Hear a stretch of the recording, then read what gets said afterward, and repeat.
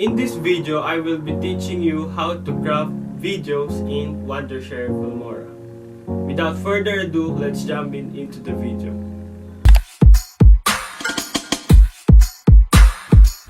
First step, insert the video inside the Wondershare Filmora. Then drop this footage into the timeline.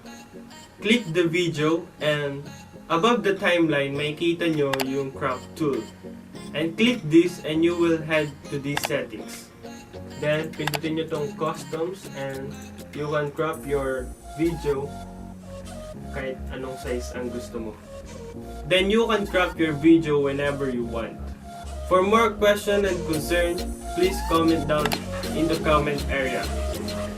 Subscribe for more tutorial like this. Stay creating. Peace.